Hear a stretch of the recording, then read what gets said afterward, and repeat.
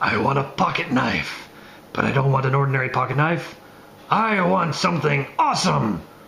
You want awesome? This is Spartan! Okay, that was overkill, but whatever. Cold Steel Spartan! AUS 8A, as most of their knives are. 4.5 inches of badass. This thing is, as far as being a pocket knife, this is about the limit of what you could really carry without getting stupid. I mean, by stupid, I mean most of their XL size blades, like 5.5 inch. A bit too much. This is 4.5, and this is really pushing it. A lot of states, that's even beyond the legal limit. But very impressive looking blade. Kind of a kukri design, really. Got this very deep bevel here, and this handle with these kind of stripes in there. It's supposed to emulate the old, Spartan Copus or Copi, however you pronounce it, sword. This is just basically, it's supposed to be like a miniaturized sword, and this handle shape is the same way with this hook on the end and this pommel which you can use to smash the skulls of Persians.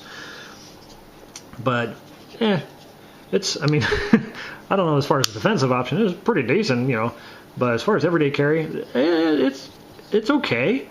Problems, I'll just get right into the problems right off the bat. It's thick. This is a beastly thick blade. Let me show a little comparison here. This used to be my gold standard, the Gerber Evo. Thin, narrow, lightweight, everything that this is not. You can see the difference in thickness. This thing is gargantuan. It's a beast of a knife. Heavy, probably 2 to 3 times the weight of this. Heck, even this. This is a pretty long one. This is an Emerson wave option of the Spyderco Endura 4, which is a comparable blade length.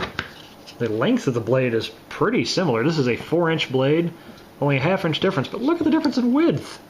My God, it's huge. And both of them have this hook, this pocket hook deal. This is Cold Steel's favorite thing to do, is this little plate, as opposed to the patented, and I do mean patented, Emerson hook.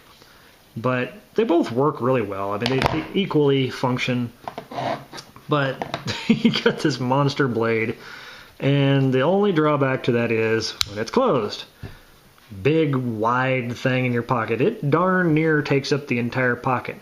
I EDC'd this for a week or so, and it wasn't unbearable. I mean, really, when you're walking around carrying it, you don't notice it. It's not that heavy, but when you go to stick your hand in the pocket to like get change out or whatever else you might have in the pocket, unless it's a dedicated pocket for this knife, you got almost no room to get your hand to slip past the pocket. So it's almost a deal where it's kind of like if you're pocket carrying a pistol, you have to just say, this is all that's going in this pocket, that's it. So it's huge.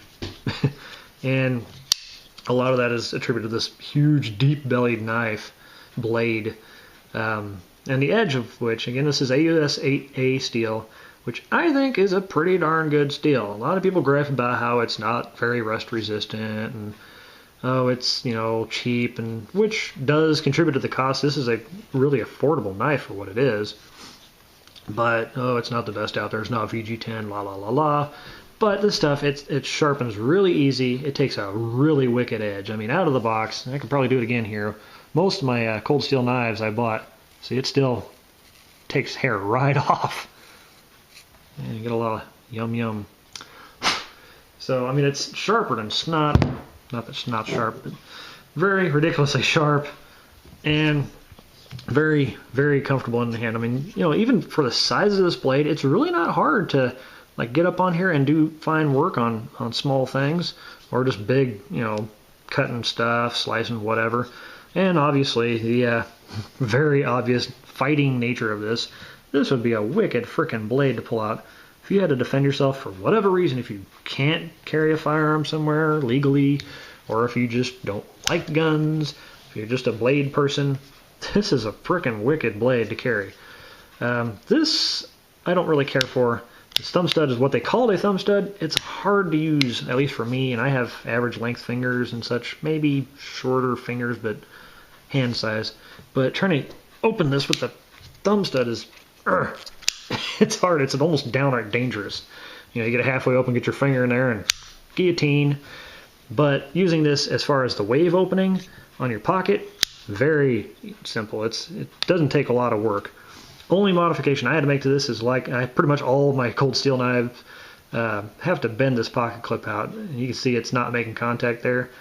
It wasn't the texture of the handle material, it's just the strength of this pocket clip was just a little much. So I just took a leather belt, hooked it under there, and just kind of pulled it out just carefully to get it right there. And now it's just perfect. So that makes it where you can just grip it, pull it out, and it deploys. Triad lock, and on this one they made a nice deep cutout in there, so it's really, I didn't have to really break this in a lot, but I can just get you have to use the side of your thumb joint there. And I can really get in there and close it very easily. So, and not as easy as, like, say, the Voyager, but definitely easier than the AK, which, if you compare the two, see how much deeper the groove is on this? This is way easier to actuate than this one. And the blade, or the lock, the stock of the bar is almost the same width. So it's not like it's wider.